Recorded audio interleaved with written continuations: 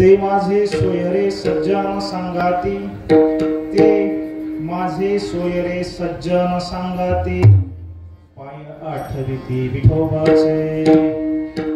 इरामान विधी पाळणा पुरते, देवाची ती भूते म्हणून या. सर्व भावे झालो वैष्णवांचा दास, करीन त्यांची आस उच्चिष्टाची. इरामान विधी पाळणा पुरते, देवाची ती भूते म्हणून या. तुका म्हणे जैसे आवडती हरिदास, तुका म्हणे जैसे आवडती हरिदास, तैसी नाही आस अनेकांची. इरामान विधी पाळणा पुरते, देवाची ती भूते म्हणून या. विठ्ठल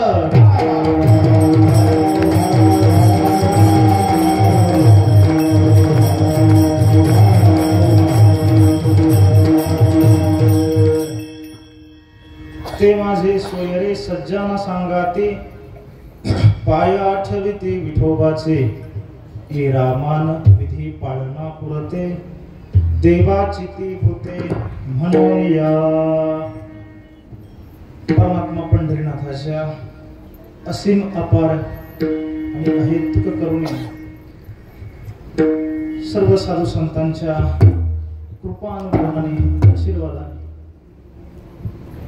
जगद्गुरु श्री तुकोबाराय महाराजांच्या सदेह वैकुंठ गमन सोहळ्याच्या अर्थात बीजोत्सवाच्या प्रित्यर्थ सालाबाद प्रमाणे संपन्न होत असणारा आपला हा अखंड हरिनाम सप्ताह, त्याचं हे 29वे वर्ष.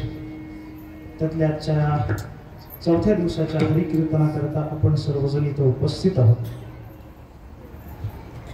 परिहारात फार वेळ घालण्यात तात्पर्य नसलं तरी फक्त एक वाक्याचा उल्लेख करायचा झाला तर नेहमी कीर्तनाला येणारी मंडळी, काही कीर्तनकारांना चेहऱ्यानं ओळखणारी त्यांच्या काही गोष्टी लक्षात आलेल्या असतील. नियोजित कीर्तनाची सेवा या ठिकाणी तशा अर्थानं माझी नाही, पण जेव्हा सप्ताहाचं आपण आयोजन करत असतो त्यावेळेला पत्रिका बऱ्याच पानांची असल्यामुळे प्रत्येक ओळ मला वाचणं शक्य झालं नाही. पण सुज्ञ संयोजकांनी एक टीप नोंदवण्याची खबरदारी घ्यावी लागते. जरी यात नसली तरी ती अद्यावृत आहे असं आपण गृहीत धरू. ती टीप अशी असते, वेळेनुसार कार्यक्रमात बदल केला जाईल. या वाक्याला काहीतरी अर्थ प्राप्त व्हावा. या वर्षी जरा जास्तच प्राप्त झाला आणि या करतावरून ही हरिकीर्तनाची सेवा आहे. अगदी निर्वाणीचं वाक्य जर बोलायचं झालं तर पत्रिकेत आजचं कीर्तन माझं नसलं, सप्ताहाच्या पत्रिकेत आजचं कीर्तन माझं नसलं तरी माझ्या जन्मपत्रिकेत आजचं कीर्तन इथलंय, त्याला कोणाचाच नाही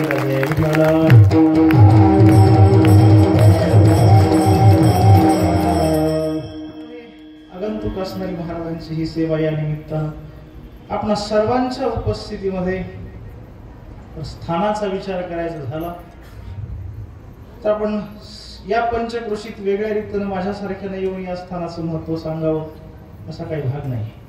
काय सगुण उपासना म्हटलं की त्या 4 गोष्टीला प्राधान्य असतं: नाम, रूप, लीला आणि धाम. यातल्या धामाचा विचार करत असताना ज्या ठिकाणी परमात्म्याचं अथवा महात्म्याचं वास्तव्य घडतं त्या ठिकाणाला धाम असं म्हटलं जातं.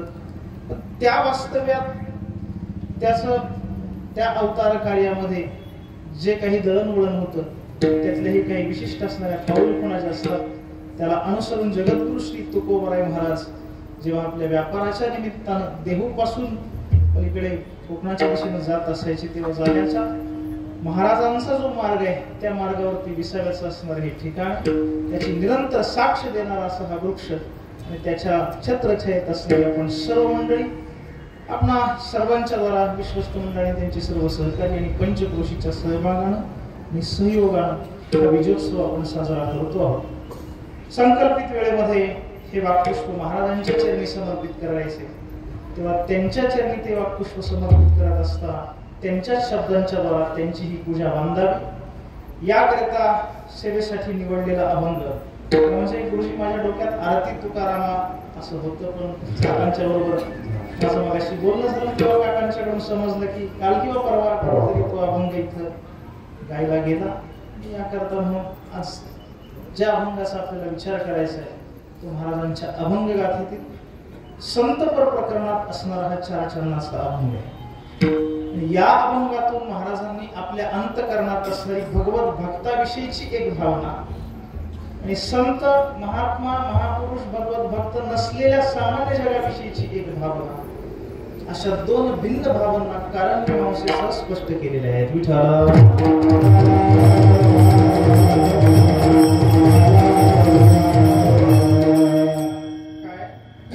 आपल्या भारतीय संस्कृतीनं जगाला जे तत्वज्ञान दिलं त्याला जगभरात भारतीय तत्वज्ञान म्हणून ओळखलं जातं। या तत्वज्ञानामध्ये अगदी ढोबळ मनाला निर्देश करायचा झाला तर प्रामुख्याने 2 प्रवाह विचारांचे आहेत। ते 2 प्रवाह म्हणजे एक आहे आस्तिकांचा आणि दुसरा आहे नास्तिकांचा। आता आस्तिक आणि नास्तिक या शब्दाचे प्रयोग आपण व्यवहारामध्ये बसता उठता करत असतो, फक्त त्याच्या अर्थाकडे आपलं हवं तेवढं अनुसंधान नसतं। साधं मला सांगा, आपण समाजामध्ये जेव्हा वावरतो तेव्हा आस्तिक कोणाला म्हणतो? बरोबर आहे, कोणीतरी सांगितलं मला आवाज आला की जो देव मानतो त्याला आपण काय म्हणतो? आस्तिक, आणि जो देव मानत नाही त्याला आपण काय म्हणतो? नास्तिक। पण ह्या व्याख्या चुकीच्या आहेत।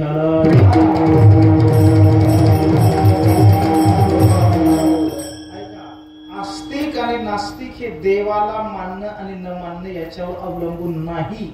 मग आस्तिक आणि नास्तिक कोणाला म्हणायचं? जो देवाला मानत नाही पण वेदाला मानतो तो आस्तिक आहे, आणि जो एखादा देवाला मानत असून वेदाला मानत नसला तरी सुद्धा तो नास्तिक आहे। कारण नास्तिको वेद निंदक अशी नास्तिक शब्दाची व्याख्या आहे। त्याला अनुसरून एक नास्तिकांचा प्रवाह तत्वज्ञानात आहे आणि दुसरा आस्तिकांचा आहे। आता आस्तिकांचा विचार करत असताना आपल्याकडे प्रामुख्याने 6 शास्त्र आहेत या भारतीय तत्वज्ञानात। या 6 शास्त्रांच्या मध्ये एक समान दुवा फक्त असा आहे कारण आपलं ज्ञान सांगत असताना ते अंगुली निर्देश किंवा प्रमाणाकरता निर्देश करतात, तो वेदाकडे करतात। एखादा सिद्धांत आम्ही मांडलाय पण कोणाच्या आधाराने मांडलाय? तर या 6 जणांचं म्हणणं आम्ही वेदाच्या आधाराने मांडले। वेदाच्याच अनुमोदनानं जरी आपला सिद्धांत हे 6 शास्त्रकार मानत असले तरी सुद्धा एकाचं मत दुसऱ्यासारखं नाही, दुसऱ्याचं तिसऱ्यासारखं नाही।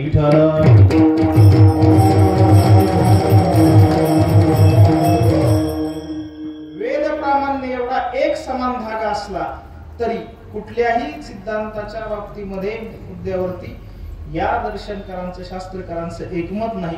ही मतभिन्नता कशी निर्माण झाली त्याची एक तत्वज्ञानातली प्रक्रिया आहे का? ती प्रक्रिया तिचं नाव आहे खंडन मंडन। थोडक्यात त्याचा अर्थ सांगतो मी। खंडन मंडन म्हणजे काय? एक जणांना अगोदर एखाद्या विषयावरती आपलं मत मांडायचं, त्याचं मत ऐकून घेतल्यानंतर दुसऱ्याने सांगायचं ते चुकीचं आहे, असं पहिल्याचं मत चुकीचं म्हणून खोडून काढणे याला म्हणायचं खंडन।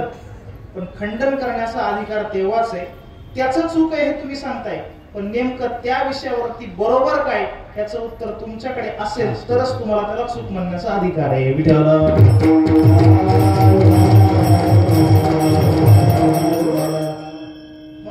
एक जणाने एक मत मांडावं, आपलं मत मांडणं याला म्हणायचं मंडन, दुसऱ्याने येऊन ते मत फोडणं याला म्हणायचं खंडन।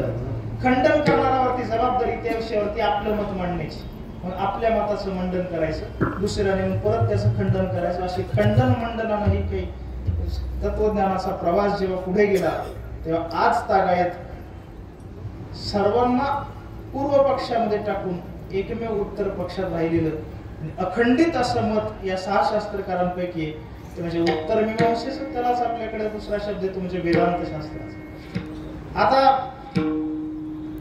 असंख्य मुद्द्यांवरती त्याची काय काय मत आहेत त्या तपशिलात आता शिरायचं नसलं तरी लौकिक दृष्ट्या ज्या जगामध्ये आपण जन्माला आलोय आणि आपलं जीवन जगतोय त्या जगाच्या स्वरूपाविषयी या तत्वज्ञानात या उत्तर मीमांसेचं अर्थात वेदांताचं काय मत आहे हे जेव्हा आपण पाहायला लागू, कारण बाकीच्यांची मतं खंडन करत करत सुधारित असणारं मत म्हणजे शेवटचं हे मत आहे। म्हणून ज्या जगात आपण राहतो त्या जगाच्या संबंधानं या तत्वज्ञानात पाहायचं झालं तर नेमकं जगाविषयी काय बोलले हे जर आपण शोधलं तर पहिला सिद्धांत आपल्या हाती असा लागतो की जग नावाची कुठली वस्तू निर्माणच झालेली नाही, आणि मग जी वस्तू निर्माणच झाली नाही तर तिच्याविषयी ती कशी आहे आणि कशी नाही हे बोलण्याचा पुढचा प्रश्नच उद्भवत नाही. विठ्ठल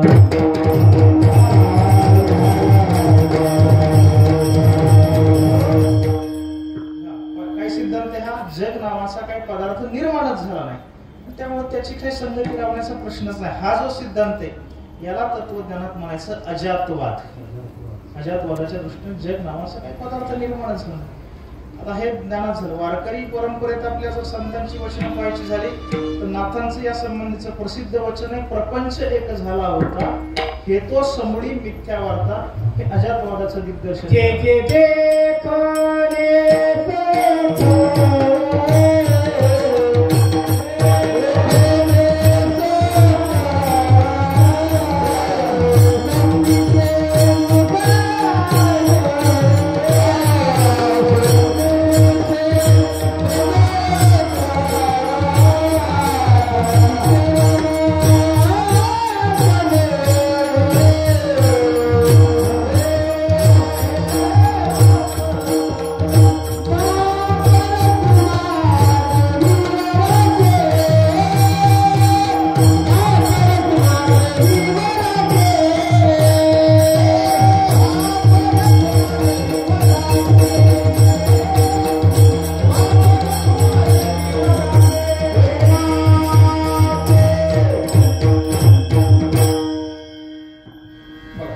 अजातवादाच्या स्पष्टीकरणाकरता हे प्रमाण मिळालं माऊलींचं. काय साधं उदाहरण आहे हे. या दिवसात तर नक्की कळण्यासारखं आहे. पारा जवळपास 40 कडे चालले. दुपारच्या वेळेला जेव्हा रखरखत्या उन्हात आपण एखाद्या माळ रानाकडे पाहिलं, बरड जमिनीकडे, तर काय दिसतं आता दुपारच्या वेळेला माळ रानावर? पाणी दिसते. त्या पाण्याला काय म्हणतात? त्याला मृगजळ म्हणतात. मृग शब्दाचा अर्थ आहे हरिण आणि जळ म्हणजे पाणी. तर ते हरणाला सत्य आता ते संदर्भ माझ्या वाचनात असा गेला, आपल्याला फक्त पाण्यासारखंच दिसतं, पण त्याला मृगजळ म्हणण्याचं कारण हरणाला फक्त पाणीच नाही, पाण्याच्या संबंधात असणारी बरीचशी परिस्थिती दिसते. म्हणजे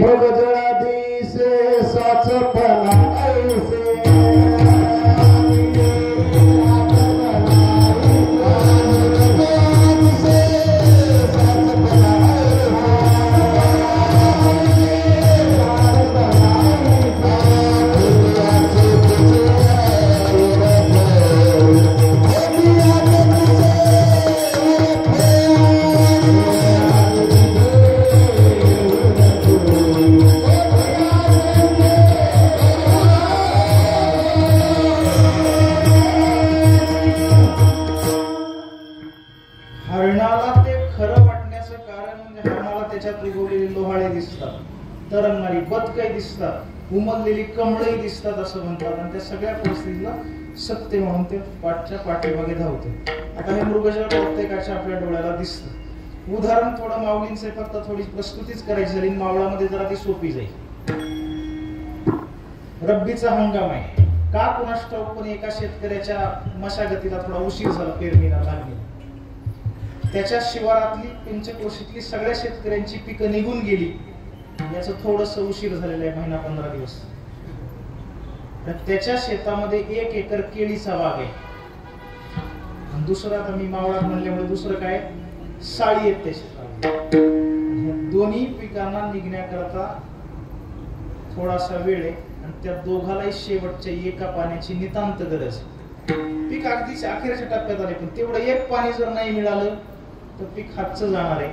त्याच्या विहिरीला पाणी नाही, बोरची त्याच्याकडे व्यवस्था नाही, कॅनलला येण्याची वाट पाहण्याची आता काही शक्यता नाही, आणि पावसाची वाट पाहणं हा वेळेपणा ठरेल. सगळ्यांची पिकं निघली आहेत, परिसरात कोणाचं पाणी उसनवारीनं घेतलं असतं, पण बाकी सगळ्यांच्याच विहिरी आटलेल्या आहेत याच्यासारख्या उन्हाळ्याची परिस्थिती असल्यामुळे. आणि म्हणून तो चिंताक्रांत झाला शेतकरी.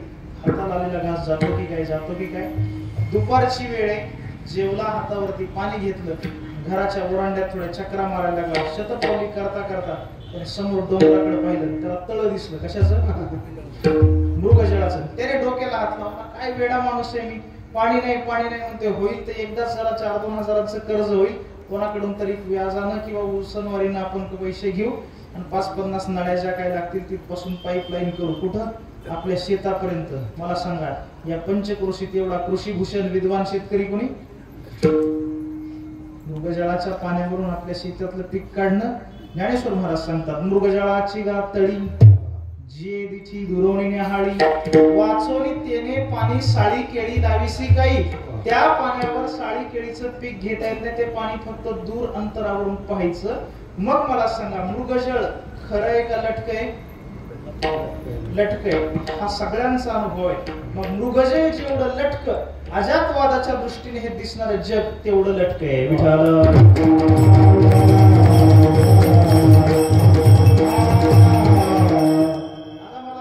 मृगजळाचं उदाहरण समजलं, ते लटकय हे समजलं, आणि अजातवाद सांगतो की जग तेवढं लटकय. आता हा सिद्धांत खरं सांगा आपल्याला पटतोय का, पचतोय का?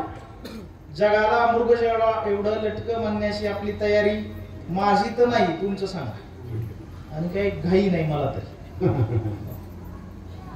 मग मृगजळा एवढं जगाला लटक म्हणण्याची आमची तयारी नाही, अनुभवाच्या कसोटीवरती हा अजातवाद नाही.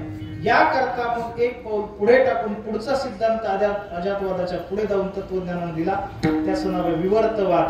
आणि या विवर्तवादानं मग काय केलं, जे जे काही दोन पदार्थ इथं अस्तित्वात आहेत त्या सर्व पदार्थांचं, त्या सर्व वस्तूंचं 3 गटामध्ये वर्गीकरण केलं.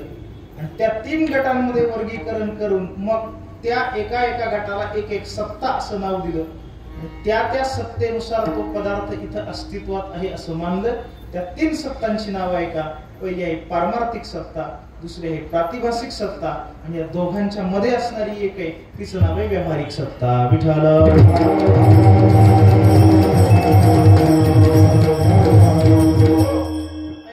अगदी धावता आढावा घ्यायचा. मी सोपच बोलणार आहे, पुढे काळजी करू नका. थोडा वेळ मला सहन करा, 2-5 मिनिट. तुम्ही ऐकताय म्हणून मी आता ज्या मृगजळाचं उदाहरण आपण ऐकलं, असे मृगजळासारखे जे पदार्थ आहेत त्यांची जी सत्ता आहे तिचं नाव आहे प्रातिभासिक सत्ता. ते फक्त भासतंय, पण प्रत्यक्षात तिथं गेल्यानंतर त्याला अस्तित्व नाही. मृगजळ डोळ्यानं पाहिलं, पण तिथं जाऊन मंजळीत पाणी घेऊ, तोंड धुऊ, आंघोळ करू, तहान भागू, असं काही एक घडत नाही. हे मृगजळासारख्या पदार्थांची झाली प्रातिभासिक सत्ता, एक समजलं, बाजूला काढा. दुसरं आहे ते म्हणजे पारमार्थिक सत्ता.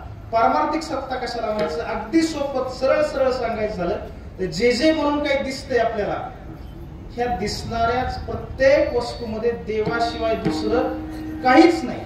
जे जे दृष्टी दिसे ते ते हरी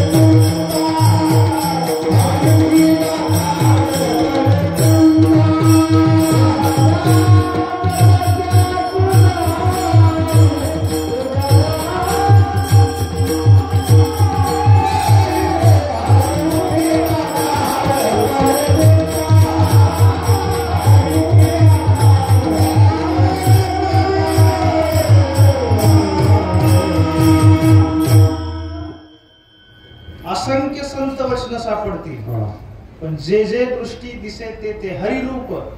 पैठणच्या हरिपाठातलं आलं तर आळंदीच्या हरिपाठाचं समांतर प्रमाण काय झालं तर सर्वा घटीराम देहादी, दोन्ही हरिपाठ. जे जे दिसणाऱ्या प्रत्येक वस्तूत काय फक्त देव, याला काय म्हणायचं, त्याला पारमार्थिक सत्ता म्हणायचं. कळालं का हे? होय का नाही? होय. तर मग मला सांगा, तुमच्या पुढे कीर्तनाला उभं राहिलेला बुवा कोण आहे?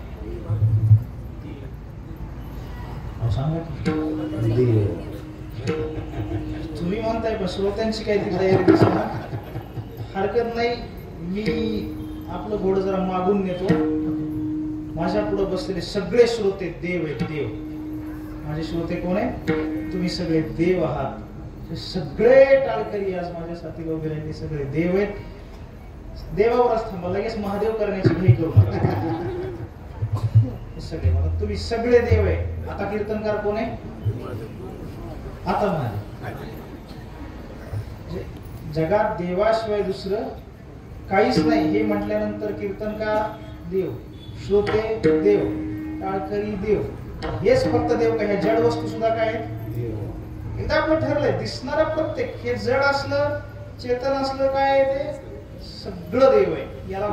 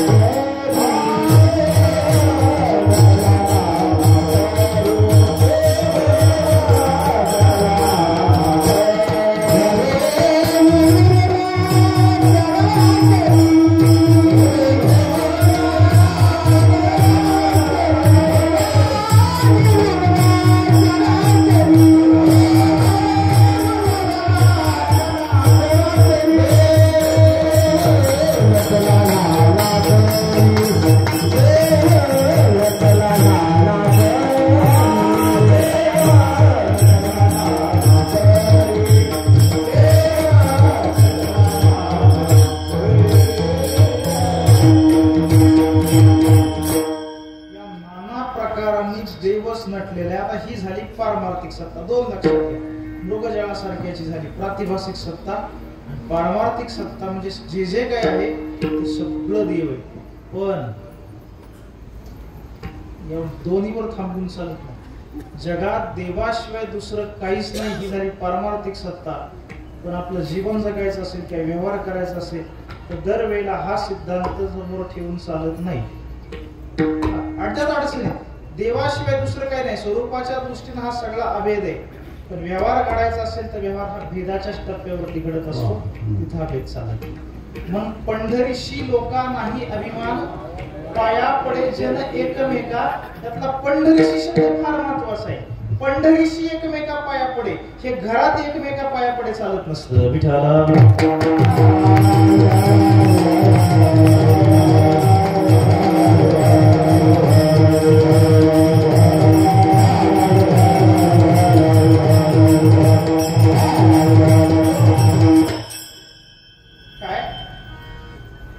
सगळीकडे देव आहे हे म्हणणं अडचणीचं ठरतं.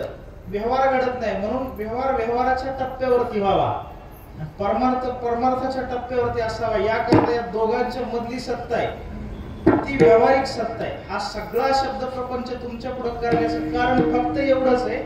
आजच्या कीर्तनाच्या अभंगातली महाराजांची भाषा ही मला व्यावहारिक सत्तेचं प्रतिपादन करणारी वाटते. विठाला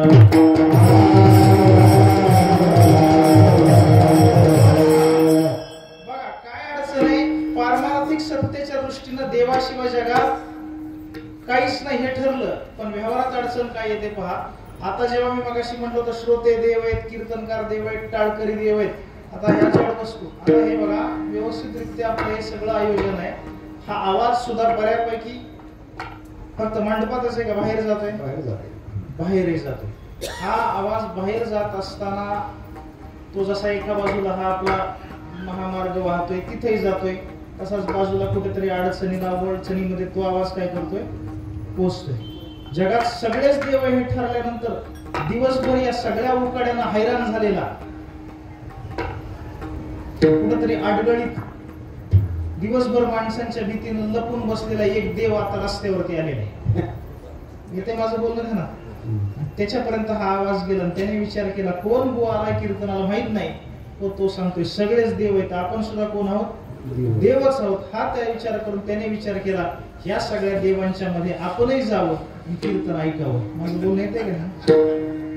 तो इकडून येण्यापेक्षा इकडून आला तर जरा अजून मजा जास्त येईल. मी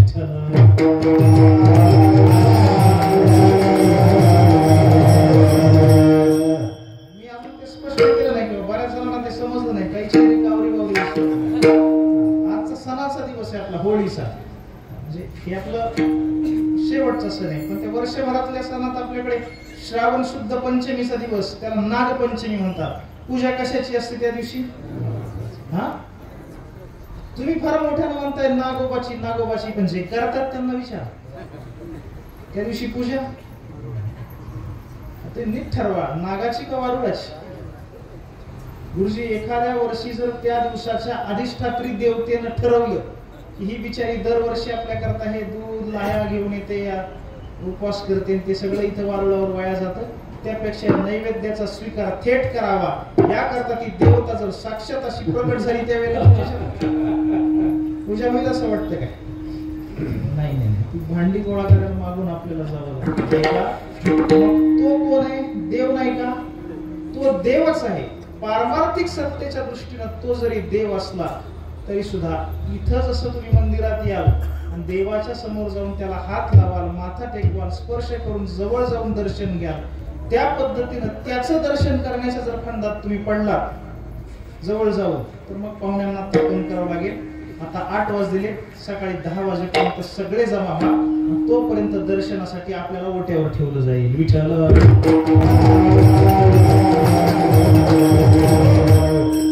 तो सर्प असला, विंचू असला, देव नाही का?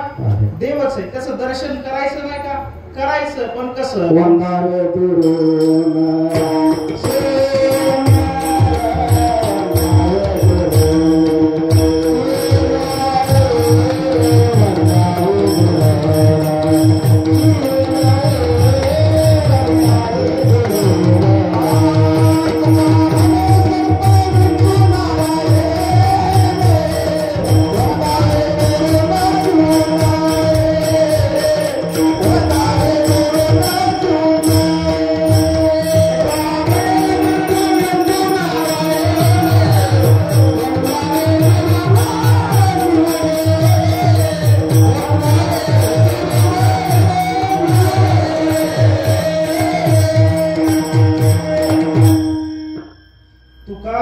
सर्प विंचू नारायण वंदावे दुरोण शिवणे. ऐका काय शब्द योजनेतला बारकावा आहे तुकोबरांच्या आपण. हे एकच चरण आहे, पण ते एका चरणात पूर्वार्धात महाराजांनी सांगितली पारमार्थिक सत्ता, तुका म्हणे सर्प विंचू नारायण, पण उत्तरार्धात व्यावहारिक सत्ता सांगितली वंदावे दुरून शिवू नये. विठ्ठल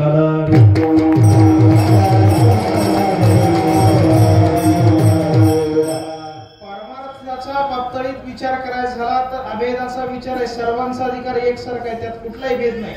पण व्यवहार करायचा असेल तर व्यवहारामध्ये सर्वांचा अधिकार एकसारखा नसतो. एखादं गाव आहे आणि त्या गावातली सगळीच माणसं कधीच चांगली नसतात आणि सगळी माणसं कधी वाईटही नसतात. म्हणजे असं कधी होऊ नये. समजा पण परका माणूस माझ्यासारखा गावात आला, मी आता गाडीतच ठेवली, पण आल्यानंतर जाताना जर त्याची चप्पल चोरीला गेली, जो भेटेल त्याला त्या गावाविषयी सांगायचं का ते गाव फार चोरट आहे म्हणून? कोणीतरी एखाद्या ते कृत्य केलं, यानं सगळं गाव तसं होत नसतं. आणि गावात 4-2 माणसं चांगली असली म्हणून सगळं गाव चांगले होत नसतं. ऐका, हा विचार फार दूरचा झाला एका गावातल्या माणसांचा, एका वस्तीतल्या. थेट मुद्द्याला हात घालू का मी? एकच आई आणि एकच वडील आहे आणि सख्खे बहीण भाऊ म्हणा किंवा भाऊ म्हणा, हरकत नाही, काही म्हणा, सख्खी भावंड आहेत, दोघांचा अधिकार सारखाच असेल. समजू नका, क्वचित प्रसंगाने अपवाद असतो ज्ञानेश्वर महाराजांचा आणि निवृत्तीनाथांचा. विठ्ठल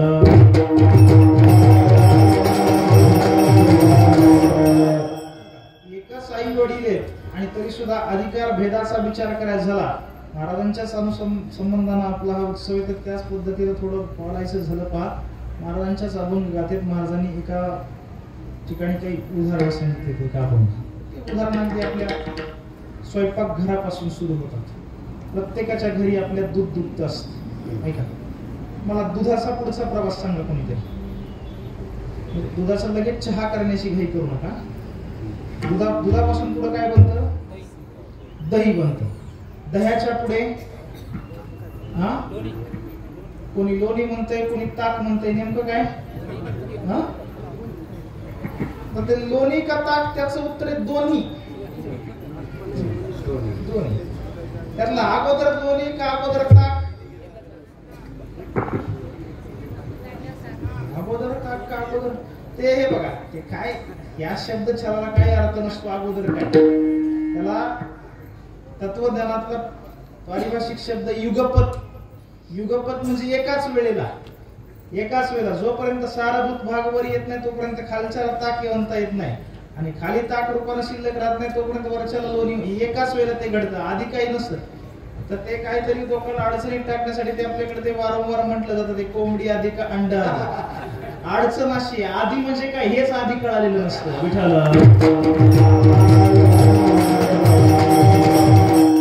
त्याचं उत्तर आहे आधी कोणीच नाही, एकाच वेळेला दोन्ही. तसं ते ताक करून एकाच वेळेला ते दोन्ही असं म्हणायचं. आता मुद्दा असा आहे, मला सांगा, हे आता उन्हाळ्याचे सगळे दिवस घरी जेव्हा आपण ते ताक अजूनही खेड्यामध्ये, मला साधं उदाहरण घ्या, घरी दोनच माणसं आहेत, काका काकू दोघच उतार वयातली, आपली म्हातारी घरी राहते. मुलं सुना नोकरी व्यवसायाच्या निमित्तानं पुण्याला किंवा मुंबईला शहरात स्थलांतरित झाली. घरी 2-4 दिवसाचं दही आहे, त्या दह्याचं दुपारच्या वेळेला त्या काकूनी घुसळण केलं आणि त्याच्यापासून ताक तयार झालं. ते ताक भरलं कळशीभर. ध्यानात घ्या, आता सोपं आहे, काय मी तुला ओवी विचारत नाही, अभंग नाही, आता ये सर सांगा. कळशीभर ताक आहे, ते लिटरनं मोजलं तर 4 लिटर ते ताक. आता दोघंच आहे घरी, 4 लिटर ताक घरी लागणार नाही, याकरता काकूनी तांब्याभर ताक म्हणजे लिटरभर घरी ठेवलं. संध्याकाळी अर्ध्याची कढी करू, उद्या राहिलं तर दुपारी थोडा मठ्ठा करू. राहिलेलं जे ताक आहे म्हणजे टक्केवारीत मोजायचं झालं तर 75% ताक काय केलं जातं, शेजारणीला दिलं जातं. शेजारणीला दिलं जातं, तिला बोलावलं जातं, त्यातलं ते ताक दिलं जातं. त्यावेळेला आता फक्त घरी 25% ठेवले, 75% ताक शेजारणींना वाटून टाकले. एकीला द्या नाही तर तिघींमध्ये एक तांबे द्या, काय करायचं ती तुमची वाटणी तुम्ही ठरवा. पण त्याच वेळेला तयार झालेल्या लोणी किती देतात शेजारणीला,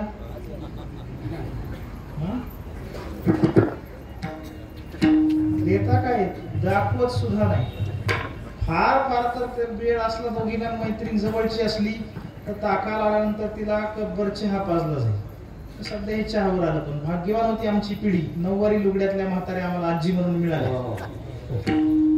त्यावेळेला त्याही म्हाताऱ्या एकमेकींकडे ताक्याला आल्या की ते आता वस्तू काही दिवसांनी प्रदर्शनात दिसते का नाही माहित नाही, त्यांच्या कमरेला एक पिशवी असायची, त्याच्यात एक पत्र्याची डबी असायची. मेजवानीचं एकमेव साधन, फार स्वस्त आहे. अशी चिमूट घ्यायची, नाकाला लावायची, त्या शिंक तपकिरीचं ते आता हल्लीच्या काळात दोघी फक्त चहा पितील, ताक दिलं जाईल, पण लोण्यापर्यंत मैत्रिणीची नजरही जाऊ दिली जाणार नाही. चला आता हे घरचं सोडा, माझ्यासारखं पोरग शहरात राहते, आता तिथे सगळ्या गोष्टी जेव्हा विकत घ्यायच्या, दुपारची वेळ रस्त्यानं प्रवास करते, त्या प्रवासात कुठेतरी थांबायचं ठरलं आणि थांबल्यानंतर मग रस्त्याच्या कडेला एखादी दुधाची डेअरी दिसली, म्हणजे दूध उत्पादन करणाऱ्या विक्री करणाऱ्या सगळ्या त्या वस्तू आहेत. मी जर त्या दुकानदाराकडे गेलो त्याला ताक घेण्यासाठी खिशातून 100 रुपयाची नोट काढून दिली, त्याला सांगितलं ते लिटरभर ताकाची बाटली दे, त्यांनी मला लिटरभर ताकाची बाटली दिली आणि 100 रुपयातले 50 रुपये परत माघारी दिले. लिटरभर ताक केवढ्याला पडलं आपल्याला, 50 रुपयाला. तर राहिलेले जे 50 रुपयात मी विचार केला ते आत्ताच खर्चून टाकू, म्हणून ते तसेच मी परत दुकानदाराच्या हातावर ठेवले आणि त्याने मला विचारलं आता याचं काय देऊ. त्याला मी त्याचं काय देऊ या प्रश्नाचं उत्तर देताना त्याला सांगितलं, आता ज्या 50 रुपयात तुम्ही मला ताकाची बाटली दिली त्याच्याच शेजारी तेवढ्याच आकाराची तुपाची भरणी आहे, या 50 रुपयात तेवढं 1 किलो तूप द्या. एका मोले दोन्ही मागून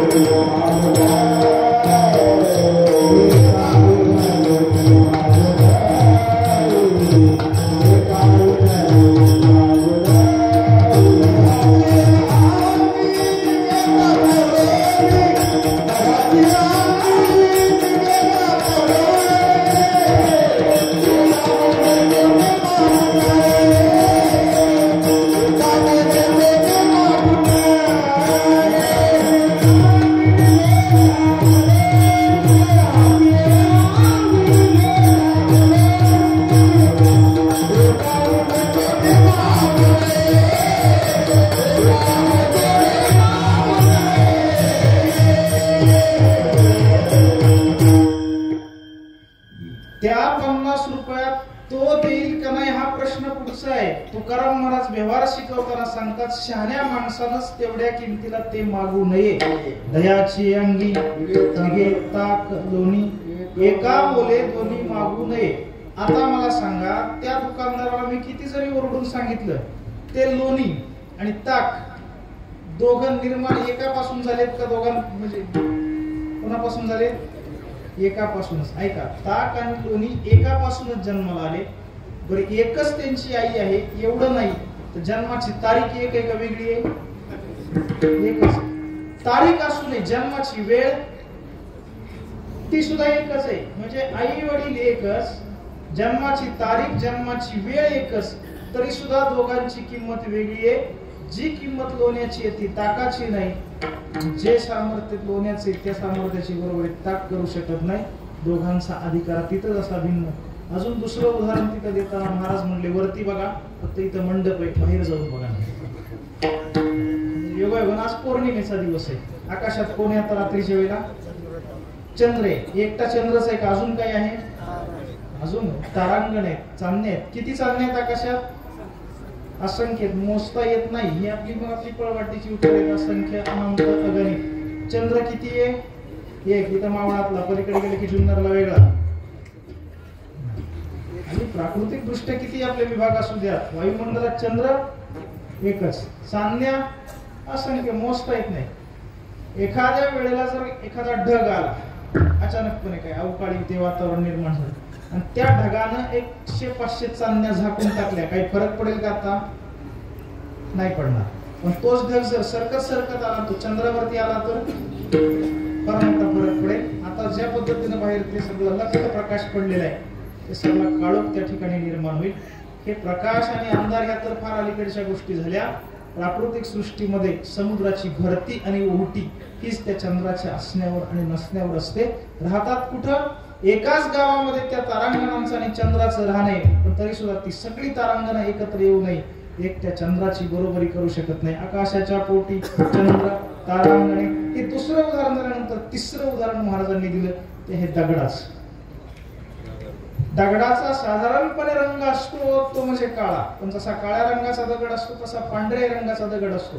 त्या दगडाला आपण काय म्हणतो? पांढऱ्याला गारगोट म्हटलं जातं. पांढऱ्या रंगाच्या दगडाला गारगोट म्हटलं जातं. गारगोटीपेक्षा जरासा पांढरा. आता महाराज त्याला दगड म्हटले, त्याला माझा नाईलाज आहे. त्याचं नाव हिरा. कुठं निर्माण होतो तो? खाणीत, म्हणजे जमिनीच्याच पोटात असतो. आता इथं बसलेल्यापैकी हिरा कोणाकडे? गावात काही हिरे असतात, तुम्हाला त्यांच्याविषयी काय बोलायचं?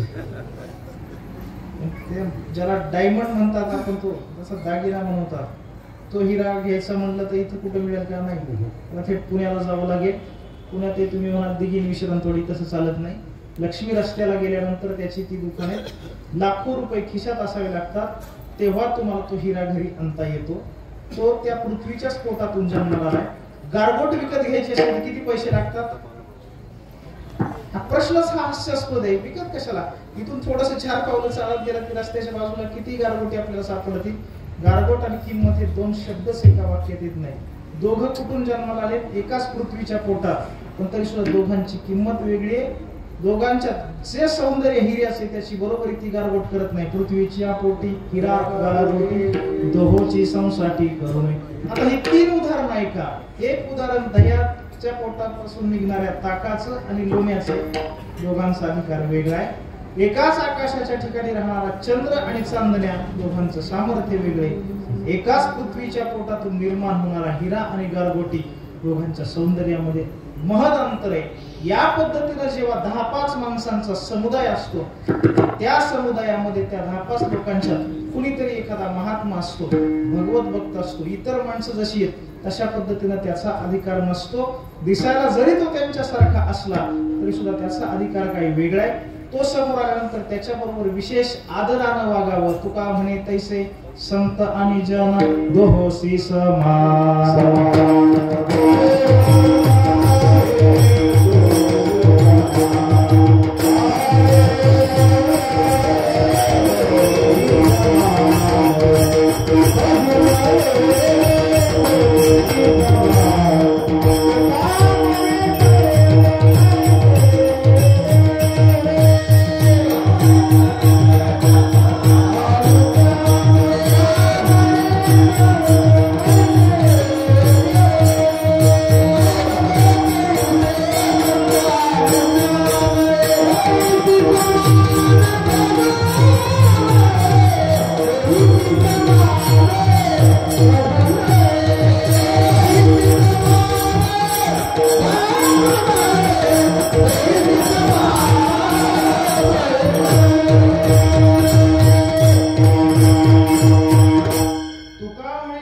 संत आणि जन याच जगात संतही राहतात आणि याच जगात महात्मे राहतात, पण त्या महात्म्याची किंमत जगापेक्षा काही वेगळी आहे. विशेष आहे तो सन्मान त्यांना द्यावा, आणि ज्या सन्मानानं आपण संतांच्या बरोबर तेवढ्या आदरानं वागू, तेवढ्या आदराची पात्रता इतर सामान्य माणसाची नसते. हा व्यवहार आहे. तुकोबरांनी ही 3 उदाहरणं सांगून त्या अभंगात नुसता शिकवलं नाही, प्रत्यक्ष तो आपल्या जीवनात आचरला, आणि आचरून या संतांच्या विषयी, साधूंच्या विषयी, महापुरुषांच्या विषयी आपल्या अंतकरणात असलेला विशेष भाव तुकोबराय बोलून दाखवतात.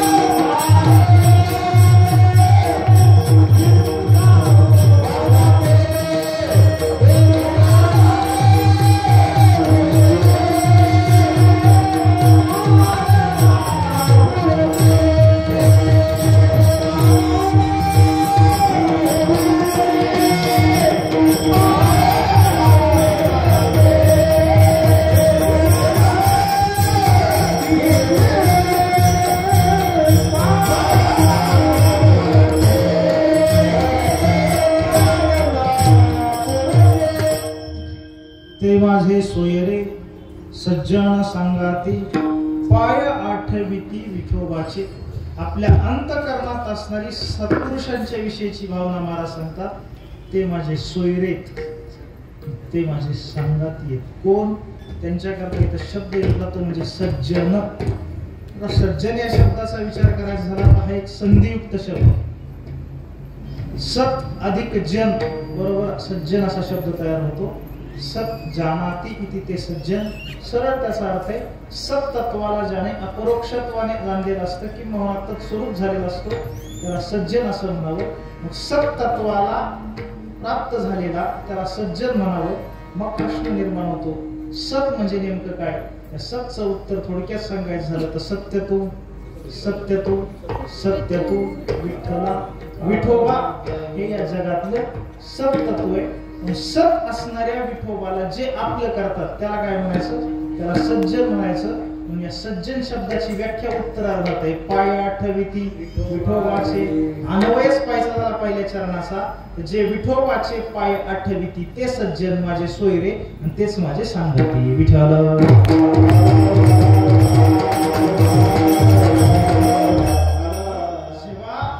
सज्जन असं म्हणायचं असतं तेव्हा त्यातून सत्पुरुषांच्या ठाई असणारी विवेकशीलता सांगायची असते. आणि विवेक म्हणजे काय?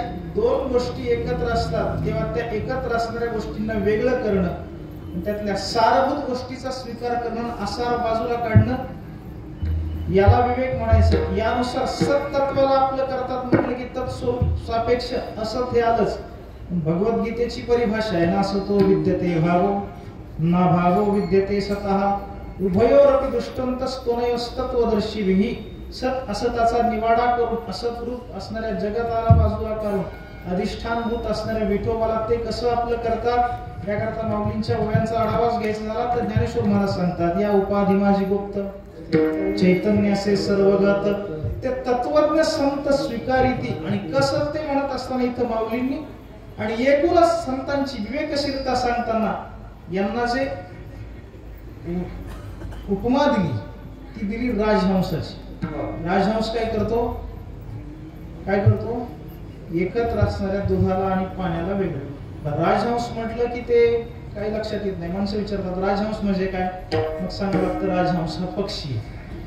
पण असंख्य पद्धतीचे पक्षी आहेत. राजहंस हा नेमका कसला पक्षी आहे, मग सांगावं लागतं राजहंस हा पांढरा पक्षी आहे. आता राजहंस हा पांढरा पक्षी हे ऐकलं की डोळ्यासमोर काय आलं, खरं सांग काय आलं, डोळ्यापुढे बगळा आला. मग कुणी विचारलं बगळ्यासारखा का, हो बगळ्यासारखाच पण बगळा नाही. दोघांच्यातला फरक सुभाषितकारानं सांगितला. हंस श्वेतो बकश्वेतो को भेदो बक हंसयोः नीरक्षीर विवेकेतु हंसो हंस बको बकहा.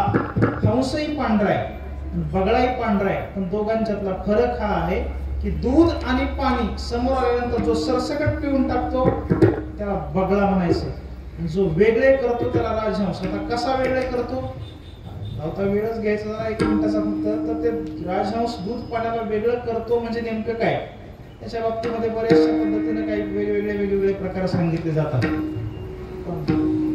याच मावळ परिसरामध्ये ज्यांची आपल्या कारकिर्दीचा बराचसा काळ गेला, नुकताच या वर्षीच्या पद्म पुरस्कारामध्ये त्यांना तो पद्म सन्मान जाहीर झाला. अरण्य ऋषी म्हणून ज्यांच्याकडे मराठी साहित्यात पाहिलं जातं त्या मारुती चितमपल्लींचं एक निरीक्षण असे, राजहंस दुधाला पाण्याला वेगळं करतो म्हणजे नेमकं काय करतो. कारण राजहंस कुठेही माळ रानावर राहणारा पक्षी नाही. तो कुठे राहतो, तो जिथं अखंड पाण्याचा स्रोत असतो अशा एखाद्या जलाशयाच्या सरोवराच्या किनाऱ्याला राहतो. आणि बारमाही जिथं पाणी असतं त्या पाण्यातल्या काही वनस्पतींच्या पैकी कमळ ही वनस्पती आहे. त्या सरोवरात जेव्हा ते कमळाचं झाड असतं तर त्याचा मूळ कुठं असतं, ते पाण्यात असतं. आणि वर त्या कमळाला जेव्हा फुल लागतं तर त्या कमळातल्या मधोमध असणाऱ्या एका देठाला त्या दांडीला काय लागतं, फुल येतं. आता प्रकार ऐका, ते अगदी स्पष्ट करून सांगायचं झालं तर तुमच्याकडे हा प्रकार ऐकायला माहित नाही, पण ते कांद्याचं बी तयार करतात ना.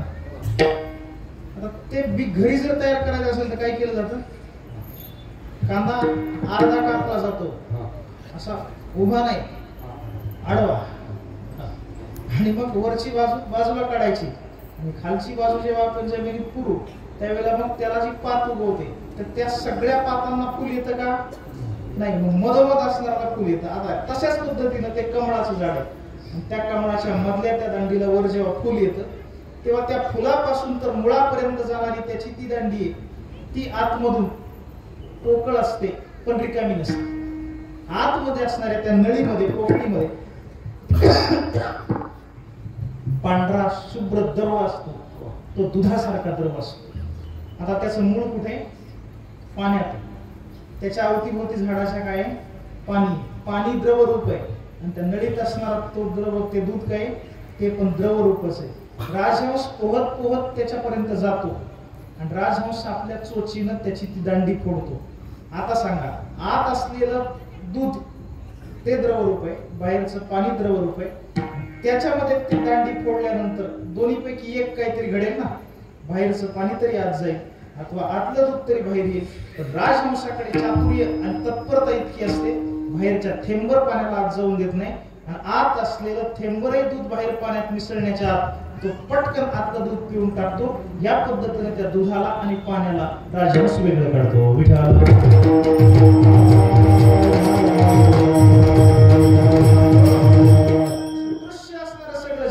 त्या जगताला बाजूला सरून जनमोहे अवघा जनार्दन, या पद्धतीने त्या जनार्दनाचा स्वीकार करतो. म्हणजे नेमकं काय, पाया ठेविती विठोबाचे असे जे आहेत त्यांना म्हणायचं सज्जन, आणि ते सज्जन तुकोबराय सांगतात माझे सोयरे आणि ते माझे सांगाती आहेत. ऐका, हे दोन शब्द आहेत, एक म्हणजे सोयरा आणि दुसरा म्हणजे सांगाती. सांगाती या शब्दाचा अर्थ आहे ज्यांच्या संगतीमध्ये आपण राहतो. थोडक्यात सांगायचं तर जे आपले मित्र असतात त्याला काय म्हणायचं, सांगाती. आता सोयरे शब्दाचा अर्थ सध्या सोयऱ्याची व्याख्या करण्यासाठी महाराष्ट्र पेटतोय, शांत होते, तो पण इथे सोयरा शब्दाचा अर्थ जे आपले नातेवाईक किंवा पै पाहुणे त्यांना काय म्हणायचं, सोयरे. आता मला सांगा, तुकाराम महाराजांनी हे दोन शब्द वापरले. इथं बसलेल्या प्रत्येकाला सोयरे आहेत ना? बिगर सोयऱ्याचं कोणी बसलंय का? सोयरे आहेत. मित्र आहेत. कितीही माणूस वाईट असला तरी किमान एखादा तरी त्याला मित्र असतोच. एक असू दे जास्त, प्रत्येकाला मित्र आहेत आणि प्रत्येकाला सोयरे. ह्या दोन गोष्टी जीवनात का मिळतात? ह्या दोनच नाही, एकूणच जीवनाचा विचार करायचा झाला तर आपल्या जीवनात दोन टप्पे आहेत. काही गोष्टी आपल्याला प्रारब्ध वशात मिळतात आणि काही प्रयत्न वशात. दोन्ही पाहिजे, पण एक प्रारब्ध प्रबल असल्यावर, म्हणजे ज्ञानेश्वर महाराजांचं वचन असं आहे, तुम्हाला जर श्रीमंत व्हायचं असेल, ती श्रीमंती तुमच्या घरी यायची असेल तर पहिली गोष्ट ती श्रीमंती, ती संपत्ती तुमच्या प्रारब्धात असली पाहिजे. पण प्रारब्धात आहे मग झोपून राहिला, आयत पलंगावरती येऊन पडेल या भ्रमात राहू नका. प्रारब्धात असलेल्या आपल्याच संपत्तीला घरी आणायचं असेल तर त्याकरता जोड प्रयत्नांची, अर्थात कष्टाची असावी लागते. भाग्याची आभडसे, उद्यमाचे निमिषे, समृद्धी जात आपैसे घर निघे, याचाच अनुवाद महाराज करतात व्यवसाय निमित्त संचित. मुद्दा असा आहे, काही गोष्टी प्रारब्धाने मिळतात आणि काही प्रयत्नाने मिळतात.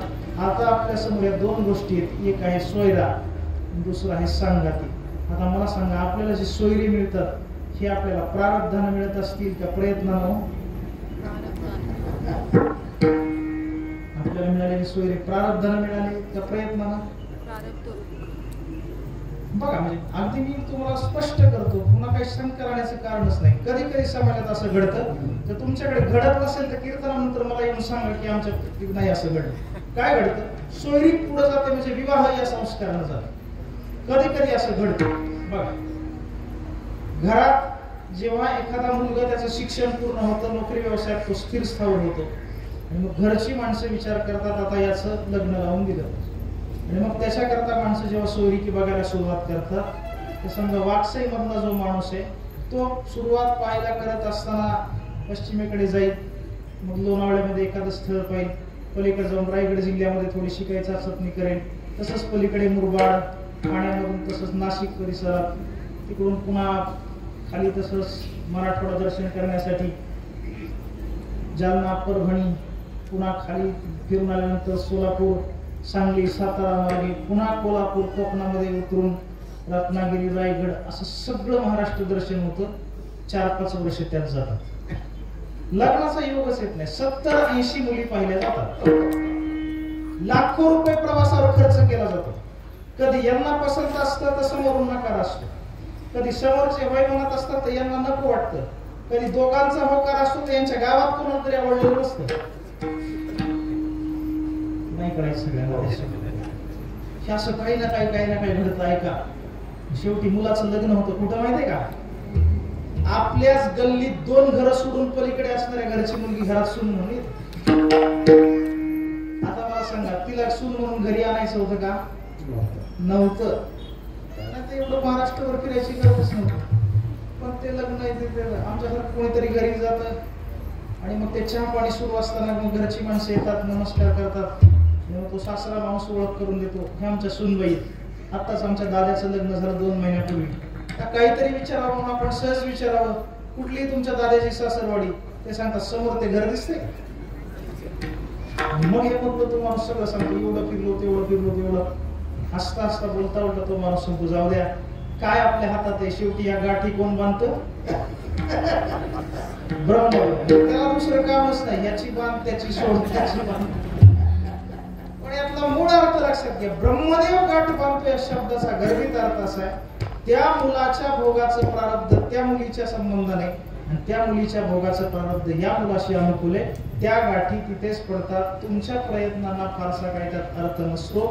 भोगातली ही गंमत आहे, जे तुमच्या प्रारब्धात आहे तेच तुम्हाला मिळतं. फार तर तुमच्या ठाई असणाऱ्या पुरुषार्थानं आणि वैराग्यानं समोर आलेली गोष्ट तुम्ही नाकारू शकता, पण त्याच्यात तडजोड करणं असं नाही. त्याच्या ताटात ते म्हणून मला हे असं चालत नसतं. तुझं प्रारब्ध जिथे तोच भाग आपल्याला मिळत असतो. विठाला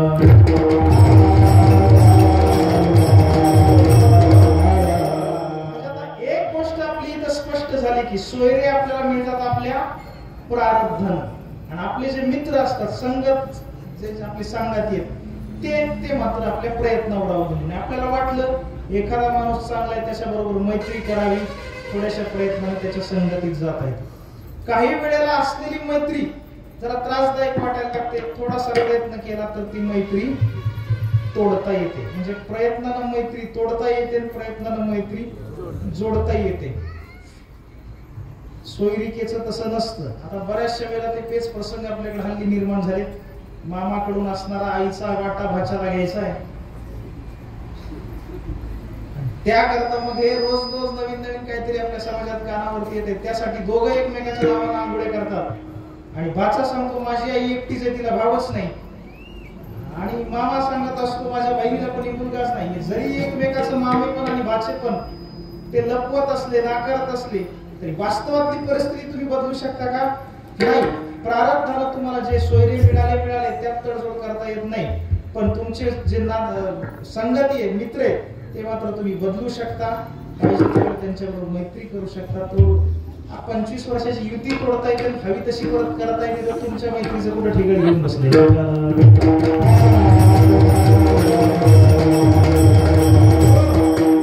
आता मला सांगा, आपल्याला सोयरे मिळतात प्रारब्धानं, सांगाती असतात आपल्या प्रयत्नानं, बाकीच्यांचं मला माहित नाही. वारकऱ्यांनी फक्त विचार करा, जे आपले सोयरे आहेत ते खरंच आपले सांगाती आहेत का? मुद्दा ध्यानात येतोय का? पहा, जे आपले सोयरे आहेत ते खरंच आपण त्यांच्या संगतीत राहावेत का? एखादं सुदैवानं असतं उदाहरण, पण जे आपले सांगाती आहेत ते आपले सोयरे असतीलच असं सांगायला जमत नाही. ही आपली परिस्थिती. म्हणजे आपले जे सोयरे ते आपले सांगाती नाही, आणि ज्यांच्या संगतीत आपण राहतो ते आपले सोयरे नाही. आणि तुकोबर आहे इथं सांगतात, जे माझे सोयरे तेच माझे सांगाती आहेत. याचा अर्थ देवकरांचे सगळेच पाहुणे सज्जन आहेत काय? असं म्हणायला अजिबात वाव नाही. तसं असतं तर महाराजांनी तेव्हाच नसतं म्हटलं संतांचे ते आप्त. मग महाराजांच्या म्हणण्याचा आशय काय? महाराजांच्या म्हणण्याचा आशय हा आहे, ज्ञातीनं तो कोणी जरी असला, पण तो जर सज्जन असेल तर महाराज सांगतात तो मला माझा सोयरा वाटतोय. प्रारब्धवशात माझा जो सोयरा आहे तो जर सज्जन नसेल तर महाराज त्याला सज्जन मानायलाच तयार नाही. मग महाराजांचा एकच निकष आहे, सोयरिकी करता आणि संगाती करतात, तो म्हणजे सज्जन असणं. म्हणजे सज्जन आहेत ते माझे सोयरे, मी त्यांच्या संगतीत राहतो. मग महाराज सगळं जग तर काही सज्जन नाही. सज्जन नसलेली जी इतर माणसं आहेत त्यांचा तुम्ही द्वेष करता का? महाराज सांगतात त्यांचा मी द्वेष करत नाही. त्यांना एक छोटीशी किंमत देतो. किती?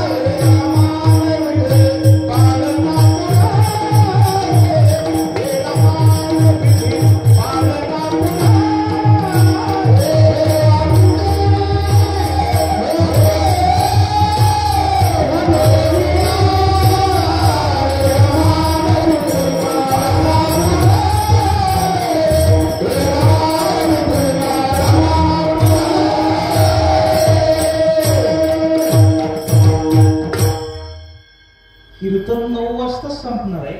पण हे भजन इतकेच वाजता होईल ते काही जमणार नाही. कारण संस्थेची आमची एक पद्धत आहे, 4 चरण जेव्हा पूर्ण होतात त्यानंतर विठोबा रखुमाई भजन असतं. त्यामुळे चिठ्ठी पाठवू नका. विठ्ठल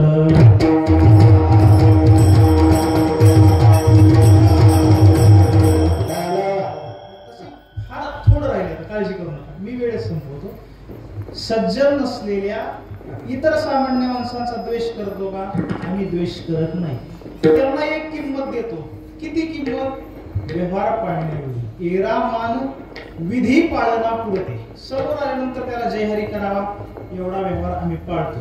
पण 2 दिवस भेटला नाही म्हणून त्याला भेटायला जाऊ हे काय आमचं अडलेलं नाही. का? तर तो सज्जन नाही. व्यवहार पाळण्याएवढी तरी किंमत त्यांना का द्यायची? त्याचं कारण महाराज सांगतात, देवाची ती होते म्हणून तो कसा जरी असला तरी अंश अवतार स्वरूपाने विचार करायचा झाला तर परमात्म्याचाच अंश असणारे सगळे जीव आहेत तेवढी किंमत मी त्यांना देतो. विशेष किंमत आमच्या अंतःकरणात कोणाची आहे? सज्जनांच्या विषयी. त्यांच्या संगतीमध्ये मी राहतो. पण त्यांच्या संगतीत राहून अंतःकरणातली भावना कृतीमध्ये कशी उतरवतो या प्रश्नाचं उत्तर तिसरं.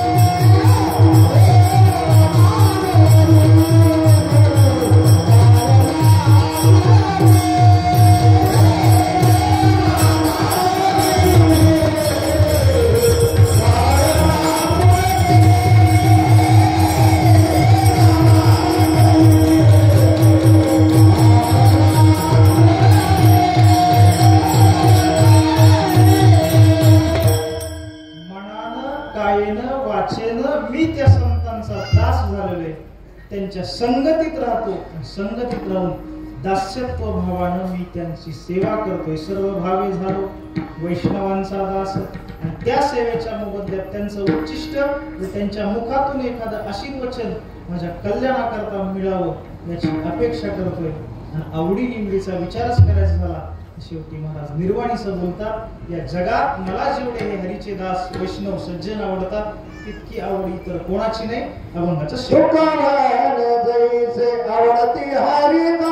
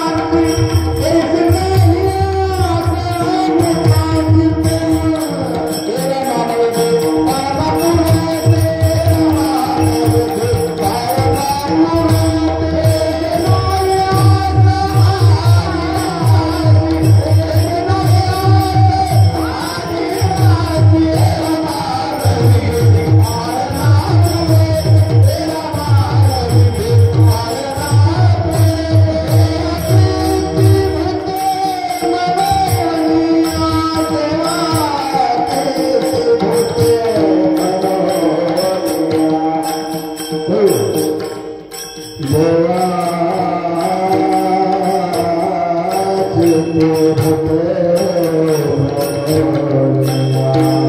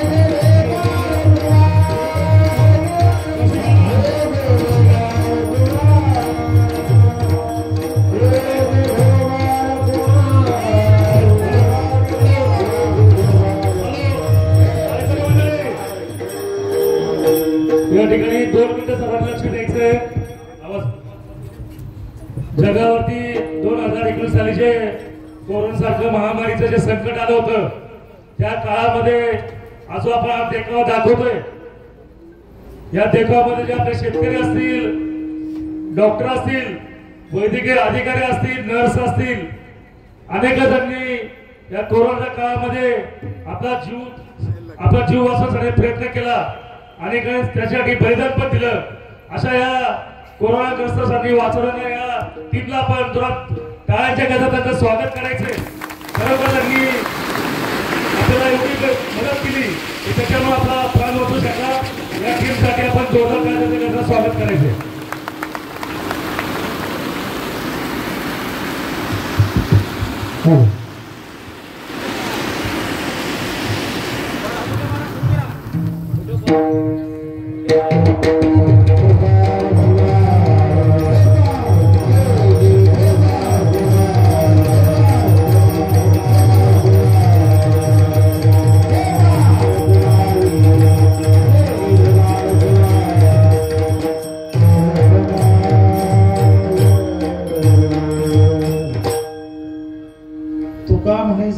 आवडती हरिदास तैसी नाही असं अनेकांची. या जगात जेवढी मला वैष्णवांच्या विषयी, हरिदासांच्या विषयी, सज्जनांविषयी आवडे तितकं मला दुसरं कोणीही आवडत नाही असं निर्वाणीचं महाराज शेवटी बोलले. अवघ्या 2-5 मिनिटात आपल्याला थांबायचे. फक्त एक निर्देश या अनुषंगाने जर करायचा झाला, पहा महाराजांच्या शेवटच्या चरणाचा श्रीमद भागवत या जगभरामध्ये मागच्या काही कालखंडामध्ये अत्यंत तात्विक आणि सात्विक पद्धतीने ज्यांनी पोहोचवलं ते भगवत पूज्यपाद श्री डोंगरेजी महाराज. अनेकांनी महाराजांना पाहिलं असेल, त्यांची कथा ऐकली असेल. तर महाराजांच्या जीवनातला एक प्रसंग आहे. काय 70च्या दशकात एकदा पंढरपूरच्या वाळवंटावरती महाराजांची श्रीमद भागवताची कथा आयोजित केली होती. तर आम्ही जेव्हा कथेला कीर्तनाला उभे असतो तेव्हा हे बाकी सगळ्या अवडंबरात आम्हाला फार रुची असते. माणसं किती येत, कोण ऐकतंय, कसं आहे, काय. हे सत्पुरुष होते, त्यांना काय बाकी असाची सगळ्याची काही घेणं देणं नव्हतं. डोंगरेजी महाराजांचं जीवन असं होतं, समोर किती माणसं आहेत या तत्वता त्यांच्या दृष्टीने किंमत नव्हती. समोर त्यांच्या कृष्ण परमात्म्याची एक छबी ठेवलेली असायची आणि परमात्म्याकडे पाहून अत्यंत भावविभोर होऊन महाराज ती कथा सांगत असायची. ज्या काळात महाराजांची कथा पंढरपुरात सुरू होती त्याच काळात तत्कालीन पंतप्रधानांचा सोलापूर दौरा होता. प्रधानमंत्री सोलापुरात आल्यानंतर जिल्हाधिकाऱ्याने सांगितलं डोंगरेजी महाराजांचा सत्संग सुरू आहे. 4 तासानं दौरा आगंतुक म्हणजे वाढवला गेला. तो सगळा लवाजमा पंढरपुरात आला. आता पंतप्रधान आल्यानंतर बाकी खालचं सगळं मंत्रिमंडळ सोबत होतं हे काही वेगळ्या रीतीने सांगण्याची गरज नाही. पांडुरंगाचं दर्शन करून वाळवंटात जिथं कथा सुरू होती त्या कथेच्या ठिकाणी पंतप्रधानानं जाऊन व्यासपीठावरती महाराजांच्या गळ्यात शाल टाकली, हार घातला आणि नमस्कार केला. पण डोंगरेजी महाराजांनी भुवई उचलून सुद्धा वर पाहिलं नाही कोण येते. एवढं ऐकल्यानंतर राजकीय महत्वाकांक्षा असणारा एखादा त्याचा अहम दुखावू शकतो. तो असं म्हणू शकतो याचा अर्थ महाराज कोणाला मोजत नव्हते का? ऐका, त्याच डोंगरेजी महाराजांची दुसरी बाजू याच महाराष्ट्रातली ऐका. आता मुंबई म्हणून सगळाच विस्तार पार मावळापर्यंत येईल, काही दिवसांना तो भाग वेगळा आहे. पण ठाणे जिल्ह्यातला एक तालुका म्हणून ज्या भिवंडीकडे पाहिलं जातं त्या भिवंडी शहरामध्ये एक सत्पुरुष होऊन गेले. त्यांचं नाव आहे संत माऊली शांताराम भाऊ जयवंत. आजही जर आपण भिवंडीत गेलात आणि भिवंडीतलं एकनाथ मंदिर कुठे म्हटलं तर तिथं माणसं आपल्याला नेतात. प्रभुवाळी एकनाथ मंदिर असा त्या मंदिराचा पत्ता आहे. एकनाथ मंदिर या मंदिराचं नाव आहे, पण त्या मंदिरात नाथ महाराजांची मूर्ती आता मागच्या 5-6 वर्षापूर्वी बसवली. तिथं नाथांची मूर्ती नव्हती तरी त्याला एकनाथ मंदिर का म्हटलं जायचं त्याचं कारण आहे का, हे जे शांताराम भाऊ जयवंत आहेत त्यांचं ते राहतं घर आहे. आणि आपल्या राहत्या घरी त्यांनी एकनाथी भागवताची 1000 पारायण केली. त्या 1000 नाथांच्या भागवताच्या पारायणाचा परिणाम असा झाला भिवंडी शहरातली सगळी लोक त्या घरालाच एकनाथ मंदिर म्हणायला. माझा मुद्दा अजून थोडा पुढे. हे शांताराम भाऊ जयवंत आणि डोंगरेजी महाराज ऐका, एका बाजूला पंतप्रधान आल्यानंतर डोंगरेजी महाराज वर न पाहणारे. त्याच डोंगरेजी महाराजांची मुंबईला एकदा कथा होती. रेल्वे स्थानकावर उतरल्यापासून कथेच्या ठिकाणापर्यंत महाराजांची एक शोभायात्रा आयोजकांनी काढली होती. रथामध्ये महाराजांना बसवलं होतं. दोन्ही बाजूला हजारोंचे लोक महाराजांच्या स्वागताकरता तिथे उपस्थित होते. त्या दुथरपा गर्दीचं अभिवादन स्वीकारत रथातून महाराज जात होते. माणसं कुणी हार तिथं देत होतं, जमीन तर ती फुलांचा वर्षाव करत होती, काही माणसं नमस्कार घेत होती, नामस्मरण करत होती. त्या हजारोंच्या गर्दीमध्ये हे भिवंडीचे शांताराम भाऊ हातामध्ये एक पूजेचं ताट घेऊन उभे होते. रथातून जाणाऱ्या डोंगरेजी महाराजांनी त्या गर्दीतल्या शांताराम भाऊला पाहिलं आणि कोणाला काही कळण्याच्या अगोदर लहान मुलाप्रमाणे रथातून उडी टाकली, धावत गेले. त्यांच्याच ताटात असलेला त्यांचाच हार घेतला आणि त्यांच्या गळ्यात घातला आणि त्यांचं दर्शन घेण्याकरता ते पायावर वाढले. एकच डोंगरेजी महाराज आहेत, त्यांची 2 रूप आहेत. एका बाजूला एवढं सन्माननीय पद प्राप्त केलेल्या पंतप्रधानानं गळ्यात हार घातला तरी भुवई उचलून वर न पाहणारा हा सत्पुरुष. आपल्या जर कोणी असा महात्मा भेटला तर त्याच्या सेवेकरता आणि त्याच्या पूजेकरता इतकी धडपड. त्याचा एकच अर्थ आहे, जैसे आवडती हरिदास तैसी नाही असं अनेकांची. ज्ञानेश्वर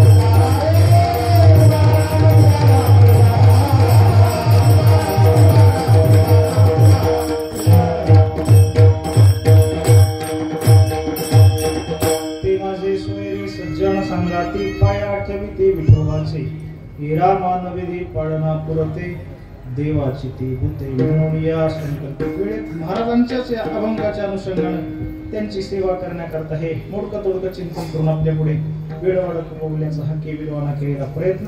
आपल्या सर्वांच्या पवित्र उपस्थितीमध्ये महाराजांच्या या 375व्या सदेह वैकुंठ गमन सोहळ्याच्या निमित्तानं संपन्न होत असणाऱ्या या उत्सवातली सेवा महाराजांच्या प्रत्यक्ष चरित्र भागाच्या ज्या पाऊलखुणा हे आपल्या भूमीला प्राप्त झाल्या. महाराजांच्या पदस्पर्शाने पुनीत झालेली ही भूमी आहे.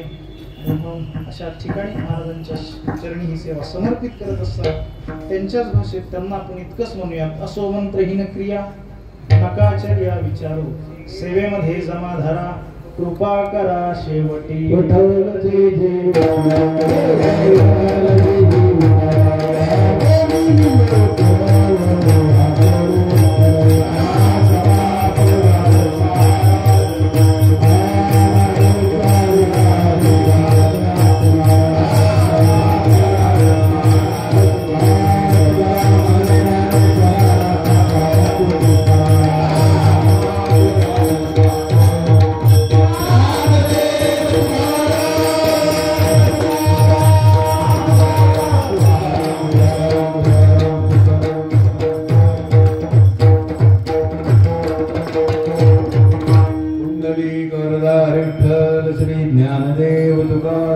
पंढरीनाथ भगवान माऊली ज्ञानेश्वर महाराज, संत तुकाराम महाराज.